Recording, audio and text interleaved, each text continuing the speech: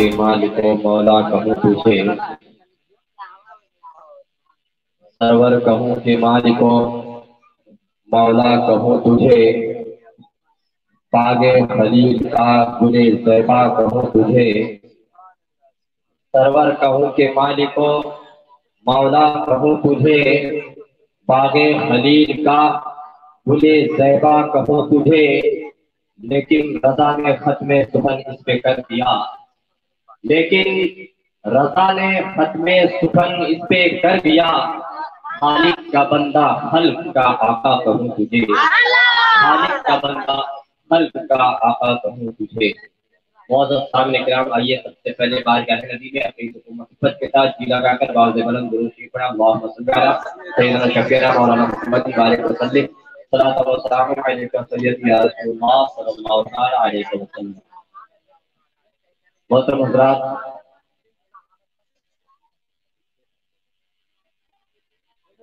तकरीबन आप शुरू से इस नाचीज को समाप्त कर रहे हैं। मुख्तसर अंदाज में ही सही बचपने का वाक़या थोड़ा सा, उसके बाद 10 साल की उम्र और 13 साल की उम्र तक मैंने हुज़ूर सल्लल्लाहु अलैहि वसल्लम की शान में जो कुछ मुझसे हो सका मैंने बयान किया। मैं आपको बता दूं, हुज़ूर सल्लल्लाहु अलैहि वसल्लम की सीने मुबारक को 4 मरतबा शक किया गया था, चाक किया गया था। सबसे पहले हुज़ूर सल्लल्लाहु अलैहि वसल्लम की सीने मुबारक को जो चाक किया गया था वो 4 साल की उम्र शरीफ में इसलिए चाक किया गया था ताकि अल्लाह के प्यारे रसूल सल्लल्लाहु अलैहि वसल्लम इस सीने से आम बच्चों की तरफ खेल कूद की जो रग़बत पाई जाती है वो खत्म हो जाए। दूसरी मरतबा मेरे आका सल्लल्लाहु अलैहि वसल्लम की सीने मुबारक को चाक किया गया था 10 साल की उम्र शरीफ में, ताकि उनके सीने से गुस्सा और गज़ब खत्म हो जाए। तीसरी मरतबा मेरे आका सल्लल्लाहु अलैहि वसल्लम के सीने मुबारक को चाक किया गया था जब कुरानी आयतों का नुज़ूल होने वाला था। उसी उम्र शरीफ में, उम्र उसमें जिक्र नहीं किया गया है, तीसरी मरतबा इसीलिए शक किया गया था ताकि अल्लाह की कुरानी आयत को मेरे आका सल्लल्लाहु अलैहि वसल्लम लोगों को समझा सके और कुरानी आयत की नुज़ूल की इस्तिताअत हो सके। चौथी मरतबा सारे लोग जानते हैं मेरे आका सल्लल्लाहु अलैहि वसल्लम की सीने मुबारक को चाक किया गया था जब मेराज शरीफ का वाक़या पेश आया था और मेराज शरीफ के लिए मेरे आका ने, यहाँ पर तलबाए किराम भी हैं, शायद उनके लिए भी कुछ फायदा हासिल हो जाए। 4 मरतबा मेरे आका सल्लल्लाहु अलैहि वसल्लम का सीने मुबारक को चाक किया गया था। इसको ज़हन में रखें, इंशाअल्लाह काम आगे आएगा। अब 13 साल की उम्र के बाद मेरे आका सल्लल्लाहु अलैहि वसल्लम की हयात तैयबा को लेकर आगे बढ़े। मेरे आका सल्लल्लाहु अलैहि वसल्लम ने 13 साल में पहला शाम की तरफ सफर किया, यानी अबू तालिब चाचा के साथ तिजारत में हाथ बटाना शुरू किया। मेरे आका सल्लल्लाहु अलैहि वसल्लम की इखलाक़ी हसना ये है कि खुद काम किया करते थे, अपना काम खुद से किया करते थे। और मेरे आका सल्लल्लाहु अलैहि वसल्लम जब चाचा के साथ काम करने लगे, तिजारत करने लगे, तो इतनी सच्चाई के साथ और अच्छाई के साथ तिजारत करते थे, खरीदो फरोख्त करते थे कि जो लोग आते थे लेने के लिए मेरे आका की बोली सुनकर उनका दिल बाग-बाग हो जाता। मेरे आका सबके साथ मोहब्बत से पेश आते, यहाँ तक कि जितने भी ताजिर थे, तिजारत करने वाले थे, मेरे आका सल्लल्लाहु अलैहि वसल्लम को अमीन कहने लगे कि ये ईमानदार शख्स। और ताजिर होते हैं कि अपने खोटे सिक्के चलाने के लिए झूठ बोलते हैं कि सबसे बेहतर है, हमारी चीज सबसे अच्छी है। लेकिन मेरे आका सल्लल्लाहु अलैहि वसल्लम का इखलाक़ हसना देखिए कि हर वो चीज जैसी थी मेरे आका ने ईमानदारी के साथ वैसे ही फरोख्त किया। ताजिर लोग भी मेरे आका को अमीन कहने लगे, ईमानदार कहने लगे कि वाकई ये बच्चा ईमानदार है, सच्चा है, अपने कौल का सच्चा है, पक्का है। मेरे आका सल्लल्लाहु अलैहि वसल्लम की उम्र शरीफ यूं ही बढ़ती गई। मेरे आका की बोली और उनकी गुफ्तगू, मेरे आका सल्लल्लाहु अलैहि वसल्लम की सीरत मुबारक को देख कर लोग अमीन के साथ साथ सादिक का भी लक़ब देने लगे कि ये सादिक है, अमीन है, मक्के का अमीन है, मक्के का सादिक है। लोग मेरे आका सल्लल्लाहु अलैहि वसल्लम को सच्चा और पक्का मानने लगे। धीरे धीरे मेरे आका सल्लल्लाहु अलैहि वसल्लम की उम्र शरीफ जब बढ़ती गई और 25 साल की उम्र शरीफ हुई तो मेरे आका सल्लल्लाहु अलैहि वसल्लम ने उस जगह पर दूसरा सफर शुरू किया था मुल्क शाम के लिए। उसके तरफ मुझे नहीं जाना है, अलबत्ता 25 साल की उम्र शरीफ में मेरे आका सल्लल्लाहु अलैहि वसल्लम निकाह फरमाते हैं उम्मुल मोमिनीन हज़रत खदीजा रज़ियल्लाहु तआला अन्हा के साथ। और 25 साल उम्र शरीफ के बाद मेरे आका सल्लल्लाहु अलैहि वसल्लम की औलाद शरीफ 30 साल की उम्र से औलादें शुरू होती है। पहली बेटी, बड़ी बेटी हज़रत ज़ैनब रज़ियल्लाहु तआला अन्हा, आप इसको याद रखें। 30 साल के बाद 30 साल जब उम्र शरीफ होती है तब आपकी औलादें शुरू होती हैं। फिर 2 साल या 3 साल के बाद और भी औलादें शुरू होती हैं। अलबत्ता मेरे आका की उम्र शरीफ जब 35 साल होती है तो मेरे आका सल्लल्लाहु अलैहि वसल्लम को गैबी असरार मिलना शुरू हो जाता है। अच्छे अच्छे ख्वाब नजर आने लगते हैं। अब जो ख्वाब नजर आते थे सुबह को वो ख्वाब हकीकत में जाहिर हो जाता था। और नबी जो ख्वाब देखते हैं वो ख्वाब नहीं, वो हकीकत ही होता है और वो हकीकत हो जाता था। मेरे आका सल्लल्लाहु अलैहि वसल्लम की उम्र शरीफ 33 से धीरे धीरे आगे बढ़ते बढ़ते 40 साल जब उम्र शरीफ हुई तो मेरे आका सल्लल्लाहु अलैहि वसल्लम ने ऐलान नबूवत फरमाया। ऐलान नबूवत इस अंदाज में फरमाया, बारान की चोटी पर चढ़कर मेरे आका सल्लल्लाहु अलैहि वसल्लम ने ऐलान किया कि मेरे दोस्तों, ए मेरे मानने वालों, ए मुझे चाहने वालों, ए मुझे अमीन कहने वालों, ए मुझे सादिक कहने वालों, ए मक्का वालों, मेरे करीब आओ। मैं तुझसे गुफ्तगू करना चाहता हूँ, मैं तुम्हें कुछ कहना चाहता हूँ, मैं तुम्हें कुछ बताना चाहता हूँ। जब सारे लोग, मक्का के लोग वहां पहुंच गए, जब बड़े बड़े सरदार, बड़े बड़े कुरैश, बड़े बड़े लोग वहां पर पहुंच गए, उस जगह पर अबू लहब भी गया, अबू जहल भी और अबू तालिब भी थे, मज़ीद और भी लोग थे। जब सारे लोग आ गए तो मक्का वालों ने कहा, ए मोहम्मद सल्लल्लाहु अलैहि वसल्लम, बताओ हमें क्यों बुलाया। अब मेरे आका का अंदाज देखिए। मेरे आका इरशाद फरमाते हैं, ए मक्का वालों,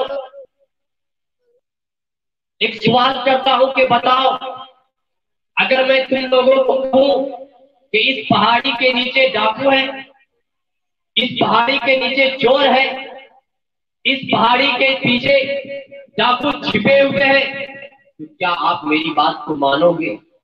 मक्का वालों ने कहा, ए मोहम्मद सल्लल्लाहु अलैहि वसल्लम, हम आपकी बात को तस्लीम कर लेंगे, आपकी बात को मान लेंगे।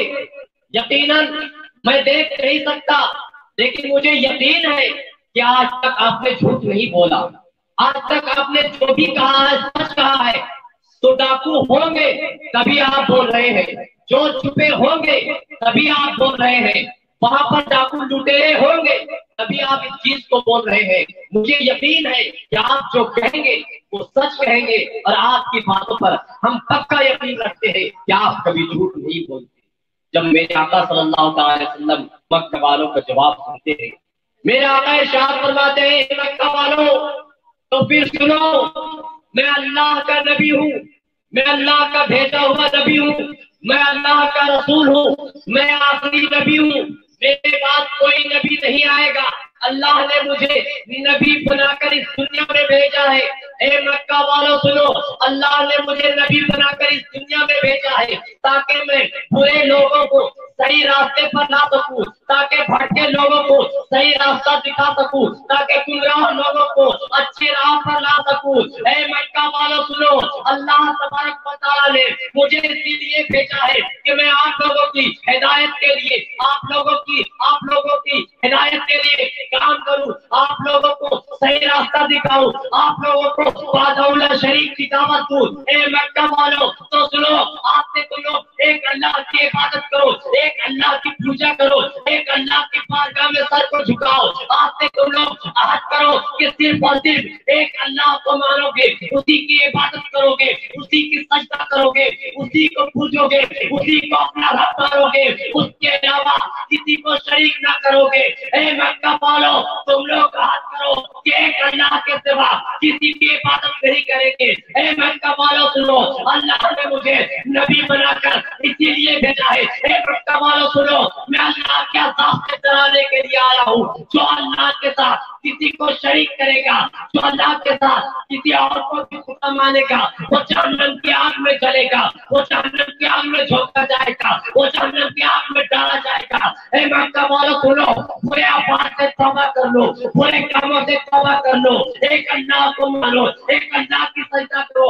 अल्लाह फरमाता है जो मेरी इबादत करेगा, ए मक्का वालों जो अल्लाह की इबादत करेगा, अल्लाह उसे जन्नत नसीब फरमाएगा। ए मक्का वालों मैं अल्लाह का नबी हूँ, मेरी बात को मानो, मैं तुम लोगों को हिदायत का रास्ता बताता हूँ, अल्लाह का रास्ता बताने आया हूँ, अल्लाह का दीन समझाने आया हूँ। ए मक्का वालों जो अल्लाह के बताए हुए रास्ते पर चलेगा वो जन्नती होगा, और जो अल्लाह के रास्ते से भटक जाएगा, जो अल्लाह के साथ किसी और को शरीक करेगा, वो जहन्नम की आग में। दुरूद शरीफ पढ़ा, अल्लाहुम्मा सल्ली अला सय्यिदना शफीअना मौलाना मुहम्मदिन वाली वजूद व करम व सलातो व सलाम अलैका सय्यदी या रसूलुल्लाह सल्लल्लाहु तआला अलैहि वसल्लम। मेरा आका सल्लल्लाहु अलैहि वसल्लम की ऐलान नबूवत पर लोग इधर से उधर होने लगे। आप देखिए मक्का वालों का अंदाज क्या है। मक्का वाले किस तरीके से नबी के मुखालिफ होते हैं। नबी ने पहले ऐलान करने से पहले पूछा कि अगर जो मैं बोलूं क्या सच मानोगे? लोगों ने कहा सच मानेंगे। लेकिन जब ऐलान नबूवत किया, ऐलान नबूवत फरमाया, तो मक्का वाले इधर से उधर होने लगे और धीरे धीरे निकलने लगे। उस वक्त अबू लहब जो मेरे आका के चचा भी हैं, अबू लहब ने कहा, है मोहम्मद सल्लल्लाहु अलैहि वसल्लम, क्या इसीलिए तुम मुझे यहाँ बुलाए हो? क्या इसी चीज को सुनाने के लिए बुलाए हो? क्या मैं अपने खुदाओं को बुरा भला कहता सुनूं? ए मोहम्मद तू इसी चीज के लिए मुझे बुलाया है? किताबों में आया कि अबू लहब ने इशारा करके यानी हाथ उठा करके बोला था कि मोहम्मद तूने इसी के लिए बुलाया था। अब देखिए मेरे नबी की शान को, मेरे नबी के ऊपर उंगली उठाने वाला अबू लहब जब उंगली उठाया तो रब को जलाल आया। रब ने अपने महबूब की बेहुरमती बर्दाश्त नहीं की। अल्लाह तबारक व तआला ने कुरान पाक की आयत नाज़िल फरमाई, तब्बत यदा अबी लहब, ए महबूब आप घबराए नहीं, आपके तरफ जो उंगली उठेगी, ए महबूब जो आपको बुरा भला कहेगा, ए महबूब जो आपको गालियां देगा, ए महबूब जो आपको सताएगा, हम उसे बख्शेंगे नहीं। अगर आप उसे चाहेंगे तो फिर उसकी बख्शिश होगी, लेकिन मैं नहीं बख्शूंगा। अगर आप असरार करेंगे तो बख्श दिया जाएगा। ए मेरे महबूब, अबू लहब ने आपकी तरफ उंगली उठाई है। ए मेरे महबूब, तब्बत यदा अबी लहब, तबाह हो जाए अबू लहब के दोनों हाथ। अल्लाह का फरमान जारी हो रहा था क्या अबू लहब के दोनों हाथ तबाह हो जाते हैं। अबू लहब के अबू लहब के दोनों हाथ तबाह होते हैं और साथ ही साथ अबू लहब भी हिलाक होता है।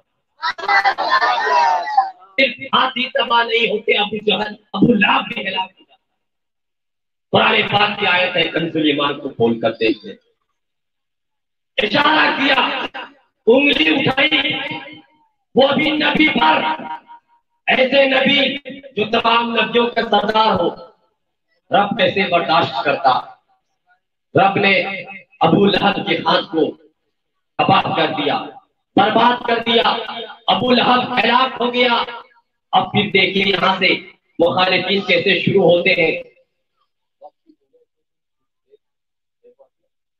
दुरूद पढ़िए, अल्लाहुम्मा सल्ली अला सय्यदना शफीना मौलाना मुहम्मद बारिक वसल्लम सल्लल्लाहु अलैहि सय्यदी सल्लल्लाहु तआला अलैहि वसल्लम। बहुत अच्छा वाकया है जो तकरीबन सबके जहन पर है, लेकिन मैं उसको बताना चाहता हूँ। चांद तो टुकड़े हुए कौन नहीं जानता, लेकिन कैसे हुए और क्यों हुए ये शायद किसी किसी को पता हो। कैसे हुए और क्यों हुए, किस मौके पर हुए, मैं इस चीज को मुख्तसर अंदाज में बताना चाहूंगा। जब मेरे आका सल्लल्लाहु अलैहि वसल्लम तबलीग इस्लाम करने लगे, अल्लाह के फरमान को बताने लगे, लोगों को सही रास्ते पर लाने लगे, तब अबू जहल ने बड़े बड़े लोगों को बैठाया।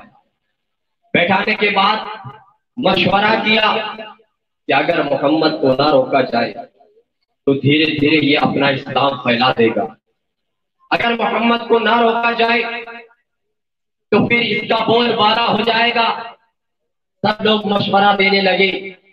उसी में अबू जहल ने कहा, मेरा एक दोस्त है यमन में, एक दोस्त है मेरा यमन में, हबीब नाम का, जो बहुत पुराना दोस्त है, बहुत इल्म रखता है, लोगों से ऐसे ऐसे सवाल करता है कि लोगों की बोलती बंद हो जाती है, लोग लाजवाब हो जाते हैं, लोग उससे छुटकारा हासिल करने के लिए रास्ता तलाशते हैं, लोग फंस जाते हैं। मेरा मानो तो मैं अपने दोस्त को बुलाता हूँ। मक्का वालों ने कहा ठीक है, बुला लिया जाए। अगर आपके दोस्त के पास इतनी इल्म है कि वो मोहम्मद सल्लल्लाहु अलैहि वसल्लम से सवाल कर सके और उन्हें लाजवाब कर सके तो बुला लिया जाए। तो फिर अबू जहल ने अपने दोस्त यमन को खत लिखा और तेज रफ्तार चलने वाली सवारी से एक कासिद को भेजा। वो कासिद तेजी के साथ गया और हबीब को खत दिया। हबीब भी बहुत तेजी के साथ उस कासिद के साथ पलट आया। जब मक्का में आया तो अबू जहल ने कहा, मेरे दोस्त, बात ऐसी है कि मेरे मक्के में मोहम्मद नाम का एक शख्स है जो नबूवत का दावा करता है, जो इस्लाम का दावा कर रहा है, बादउल्ला शरीक की तरफ सबको बुला रहा है। अगर तुम उसको लाजवाब कर दो, अगर तुम उसकी जुबान को खामोश कर दो तो तुम्हें इनाम इकराम से नवाजा जाएगा, तुम्हें एक इनाम इकराम से नवाजा जाएगा, जो तुम मांगोगे तुम्हें दिया जाएगा। हबीब कहता है, कौन सी बड़ी बात है, बुलाया जाए उसे, मैं उससे गुफ्तगू करूंगा, सवाल करूंगा। अब अबू जहल ने पूरे मक्के में शोर फैला दिया कि मोहम्मद से गुफ्तगू की जाएगी, मोहम्मद से सवाल किया जाएगा। अगर वो जवाब दे दिया तो उन्हें सच्चा माना जाएगा, और अगर जवाब ना दिया तो उन्हें झूठा माना जाएगा। जब नबी की बारगाह में ये बात पहुंची, अबू जहल ने खबर भिजवाई कि आप हमारे मजमे में तशरीफ लाएं, सारे लोग यहाँ पर हैं, यमन से एक शख्स आया है जो आपसे सवाल करेगा, आप अगर उसके सवाल का जवाब दे देंगे तो आपको सच्चा नबी मान लिया जाएगा। मौजूद सामने किराम, मेरे नबी इरशाद फरमाते, बेशक में जाऊंगा, गुफ्तगू करनी है, बात करनी है, क्या दिक्कत है, चलो चला जाए। मेरे आका मजलिस में जाते हैं। जाने के बाद उम्मे हबीब नबी की बारगाह में सवाल करते हैं कि या रसूल अल्लाह, ए मोहम्मद सल्लल्लाहु अलैहि वसल्लम, आपसे मैं 2 सवाल करूंगा, सिर्फ 2 सवाल। अगर आप पहले सवाल का जवाब दे देंगे तब दूसरा सवाल करूंगा। मेरे आका इरशाद फरमाते हैं कि पहला सवाल बता क्या है, पहला सवाल बता क्या है। मेरे आका इरशाद फरमाते हैं, बता पहला सवाल क्या है। उम्मे हबीब कहता है, पहला सवाल मेरा यह है कि जमीन से मीलों दूर चांद नजर आ रहा है, आप उसे 2 टुकड़े कर दें, आप उसे 2 टुकड़े कर दें। इसके कहने पर, हबीब के कहने पर, इस चीज को याद रखिएगा, हबीब के कहने पर अब सारे मक्का वाले इधर से उधर बोलने लगे कि बहुत अच्छा सवाल है, बहुत अच्छा सवाल है, चांद को कैसे दो टुकड़े करेगा? आज इसकी शरीयत, इसका इस्लाम सब यहीं पर खत्म हो जाएगा, आज ये झूठे हो जाएंगे। सब लोग आपस में बातें करने लगे। कोई कहता था कि अगर मोहम्मद जादूगर भी होंगे तो जादू थोड़ी चलेगी, जादू तो जमीन वालों पर चलती है, आसमान वालों पर कहां चलती है।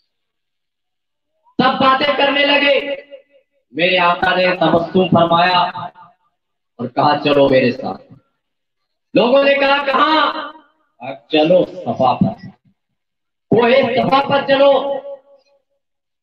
सफा मरवा जो पहाड़ है उसी का जिक्र है, सफा पर चलो। मेरे आका सफा पर चढ़ते हैं। चढ़ने के बाद लोगों से कहते हैं चांद की तरफ देखो, चांद की तरफ देखो।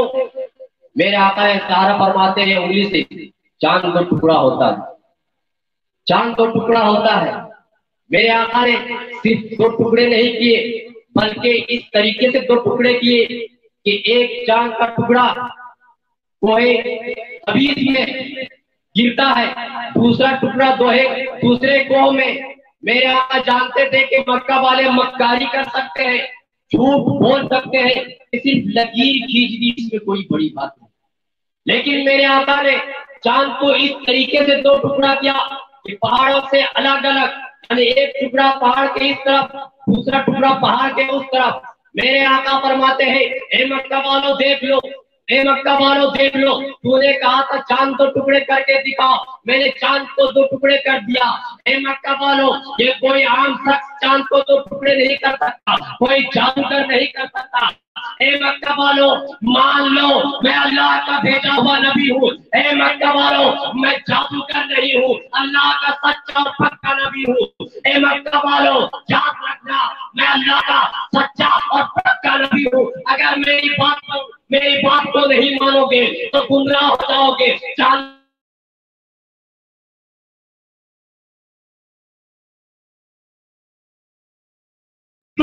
चांद को भी जोड़ देता हूँ। चांद का टुकड़ा करना आसान नहीं, फिर उस टुकड़े को जोड़ देना आसान नहीं। मक्का वाले कहते हैं हो सकता है ये जादू हो। मेरे आका इरशाद फरमाते हैं ए मक्का वालों, मैं तुम्हारी मक्कारी को जानता हूँ, लेकिन सिर्फ तुम्हीं लोगों ने नहीं देखा, सिर्फ तुम्हीं लोगों ने इस चांद के टुकड़े को मुशाहिदा नहीं किया, बल्कि सफर करने वाले जितने लोग जहां से इस चांद को देखे, अगर वो सफर करके आए तो उन लोगों से पूछ लेना कि कल की रात चांद का टुकड़ा हुआ था या जो चला है वहां से पूछ लेना, जो वो लौट के आएगा कि चांद का टुकड़ा हुआ था या नहीं। मेरे आका इरशाद फरमाते हैं कि हबीब अब बताओ दूसरा सवाल क्या है। पहला सवाल का जवाब जब दे दिए तो तबस्सुम फरमा के मेरे आका पूछते हैं अभी बता दूसरा सवाल तुम्हारा क्या है? पहला सवाल तो हो गया, जवाब मिल गया। अभी कहता हाँ जवाब तो मिल गया। मेरे आका फरमाते बता दूसरा सवाल क्या है? अभी खामोश। मेरे आका इरशाद फरमाते हैं अभी जवाब और सवाल मैं जानता हूं, सवाल तू क्या बताएगा? सवाल दूसरा ये था तुम्हारा और उसका जवाब भी सुनो। अभी तुम्हारा दूसरा सवाल ये था कि तुम्हारे घर में एक बेटी, तुम्हारे घर में एक बेटी है जो आंख से अंधी है, हाथ से लूली है, पांव से लंगड़ी है। तुम जानते थे कि अगर पहला सवाल का जवाब मुझे मिल जाएगा तो वो शख्स कोई और नहीं अल्लाह का ही नबी होगा। ए हबीब मैं तेरे दिल की बात तो पढ़ी है, मैं अल्लाह का नबी हूँ। ए हबीब अब देर किस बात की, मैं तुम्हारे दूसरे सवाल को जानता हूँ। तू ये सोच रहा था अगर अल्लाह का नबी होगा तो मेरी बेटी को शिफा बख्श देगा, अगर वो अल्लाह का नबी होगा तो मेरी बेटी को ठीक कर देगा। ए हबीब घबराने की बात नहीं है, तू कलमा पढ़, इस्लाम कबूल कर, तेरी बेटी को शिफा मिल जाए, तेरी बेटी को शिफा मिल जाएगी। हबीब भले ही अबू जहल का दोस्त था, लेकिन इतना इल्म जरूर रखता था कि जो अल्लाह के नबी होते हैं तो जादूगर नहीं होते हैं बल्कि वो जजा वाले होते हैं। मेरे नबी की शान थी उम्मे हबीब, वो हबीब जमी नबी की बारगाह में अपना हाथ देता है। हाथ देने के बाद कलमा तय्यबा ला इलाहा इल्लल्लाह मुहम्मदुर रसूलुल्लाह सल्लल्लाहु अलैहि वसल्लम पढ़कर इस्लाम कबूल कर लेता है, मुसलमान हो जाता है। दूसरा सवाल उसे बताने की जरूरत नहीं पड़ी, मेरे आका ने खुद फरमाया कि तुम्हारा दूसरा सवाल क्या है। जब वो हबीब अपना घर जाता है, दरवाजा खटखटाता है। खटखटाने के बाद जो ये दरवाजा खुलता है तो क्या देखता है हबीब कि सामने मेरी बेटी है। जो मेरी बेटी कल चलने से माजूर थी, जो मेरी बेटी कल चलने के लिए दूसरे का सहारा लेती थी, जो मेरी बेटी चल ना सकती थी, जो मेरी बेटी बोल ना सकती थी, जो मेरी बेटी देख ना सकती थी, वो बेटी दरवाजा खोलकर सामने खड़ी है और मुस्कुरा रही है। अब एक ताज्जुब में पूछता है, ए मेरी शहजादी, ए मेरी नूरे नजर, ए मेरी प्यारी बेटी, बता तो सही कि तेरी हालात कैसे ठीक हो गए। ए मेरी बेटी बता तो सही तेरे पाँव कैसे अच्छे हो गए।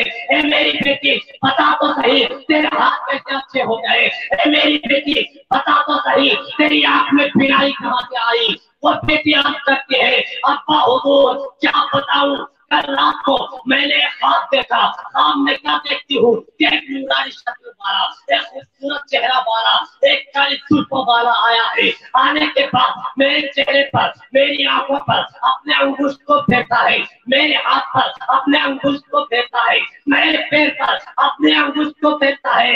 ए मेरे बापू जान, क्या मैं बताऊं, जैसे जैसे वो नूरानी चेहरे वाला हाथ फेर रहा था, मैं शिफा पा रही थी। मेरे हाथ को उन्होंने छुआ, मैं देखने लगी। मेरे हाथ को छुआ, मेरे हाथ उठने लगे। मेरे पैर को छुआ, मैं चलने लगी। ए अब्बा हुजूर, उन्होंने जब मुझे शिफा बख्श दी तो वो खुद कहते हैं कि ए बेटी सुनो, मैं मक्का में तुम्हारे बाप को कलमा पढ़ा करके आया हूँ। ए बेटी, तुम्हारे अब्बू को आने से पहले तू भी कलमा पढ़ ले और मुसलमान हो। उसकी बेटी बोलती है, अब्बा हुजूर वो नूरानी चेहरा वाला देखकर मैंने कलमा पढ़ा, मैं कलमा पढ़कर मुसलमान हो गई। हबीब देखता है और खुदा का शुक्र अदा करता है कि वाकई अल्लाह के सच्चे और पक्के नबी हैं। अल्लाह तबारक व तआला की बारगाह में दुआ करता हूँ, अल्लाह तबारक व तआला हम लोगों को अपने नबी से सच्ची और पक्की मोहब्बत रखने की तौफीक और रफ़ीक अता फरमाए। अस्तग़फिरुल्लाह रब्बी मिन कुल्लि ज़ंबिन व अतूबु इलैह, ला इलाहा इल्लल्लाह मुहम्मदुर रसूलुल्लाह सल्लल्लाहु तआला अलैहि वसल्लम। इंशाअल्लाह फिर कभी मौका मिला तो फिर यहाँ से गुफ्तगू स्टार्ट करूंगा। अस्सलाम वालेकुम।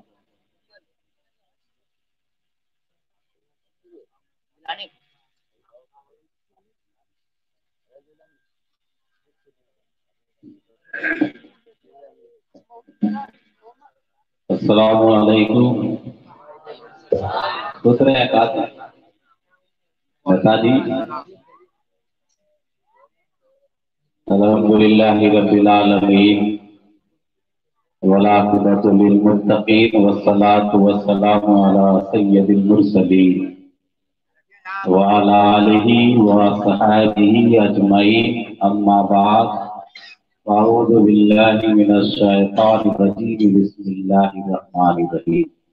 व अम्मा बिनिअमति रब्बिका फहद्दिस, सदक़ल्लाहु मौलाना अज़ीम। दूसरी पढ़िए, अल्लाहुम्मा सल्ली अला मौलाना मोहम्मद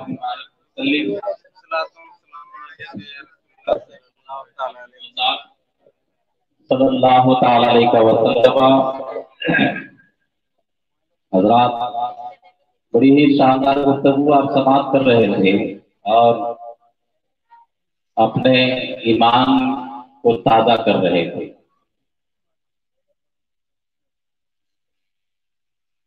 आप जलसा मुस्तफा में बैठे हुए हैं। ये ऐसी महफिल है जिस महफिल में आप ही नहीं बल्कि आसमान से रहमत के फरिश्ते भी उतरे हुए, और यही फरिश्ते हमारे लिए कल क़यामत के दिन गवाही बनेंगे। कि फलना फलना आदमी फलना चिलना ढेकना सब बैठल था, समझा। आज लड़का लोग नेताजी बड़ा खामोश है, आज लगता है आप ये दिमाग में लगता है। हर आदमी मुजाहिद किस्म का होता है। नबी के जमाने में भी एक थे जिनको हजरती उमर कहा जाता है। बच्चा और बूढ़ा क्या शैतान भाग जाता था, जिस रास्ते से चलते थे शैतान रास्ता बदल देता था। बड़ी शानदार तकरीर हुई। क्या आप लोगों को ठीक लगा कि नहीं भाई? बोलिए ईमानदारी के साथ। हाँ, थोड़ा सा आवाज आनी चाहिए। कुछ आप बोलिए, कुछ हम बोले, सब नहीं। तो लड़का सफर का मौलाना साहब मुंबई सफर कर रहे थे, मुंबई जा रहे थे नेताजी। तो माँ शहादा साहब किबला, हाफिज आबिद साहब किबला और हाफिज शहजाद साहब किबला, मौलाना जाहिर साहब, ये सारे हजरात बैठे हुए हैं। आपको भी और इन लोगों को भी सलामत रखिए, अल्लाह आमीन कह दीजिए। हमारी माँ बहनों को भी अल्लाह सलामत रखिए। तो बम्बई जब सफर कर रहा था, मौजिद साहब जरा इधर देखिएगा, काला चश्मा लगाए हैं, आप नजर नहीं आ रहे मगर आपको हम नजर आते होंगे। हाँ,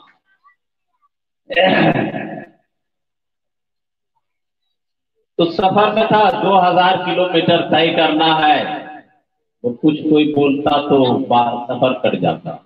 एक बच्चा बगल में आकर के बैठ लिया, बोला बाबू कुछ तुम भी बोलो कुछ हम भी बोले ताकि सफर कट जाए। तो जानते हैं मौलाना साहब ने एक शर्त रख दिया, बोला कि तू सवाल कर हमसे और हम सवाल का जवाब अगर ना दे पाए तो 10 रुपया दे, और हम सवाल करेंगे और तू नहीं दे पाएगा तो तू 5 रुपये। जब बड़ा समझदार था, बोला कमाने का बहुत अच्छा जरिया है, हमको 5 रुपया हारना होगा, मौलाना को 10 रुपया। तो उस बच्चे ने सवाल किया, बोल मौलाना साहब एक सवाल है आपसे, बताइए कि कौन ऐसा परिंदा है जिसका 36 गो पैर होता है? सवाल किया मौलाना साहब, कौन ऐसा परिंदा है जिसका 36 गो पैर होता है? अब मौलाना साहब सब जितना पढ़े थे सबको सामने लाए, आंख बंद करके, कहीं जवाब नहीं मिला। इस सवाल का जवाब, जब सवाल का जवाब नहीं दे पाए तो हार गए भाई। 10 रुपया निकाल के बच्चा को दे। बोला बाबू इसका जवाब तो हम नहीं दे पाए मगर तू जवाब दे दे, इसका जवाब क्या है ताकि हमको मालूम हो जाए। उस बच्चे ने धीरे से 5 रुपया निकाला और मौलाना साहब को दे दिया, बोला इसका जवाब है ये नहीं।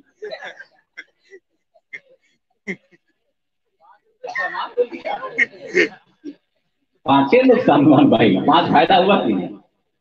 श्री बड़ी अल्लाह सैयदना शफीअ नबीना मौलाना मोहम्मद बारिक सल्लल्लाहु अलैहि या रसूल अल्लाह सल्लल्लाहु तआला अलैहि वसल्लम। हजारीबाग एक मरतबा माँ शहादा साहब हम जलसे में गए थे, हमको छूट दे दिया, लिखना पड़ा तो क्या, ये तो चंदा दे दिया है।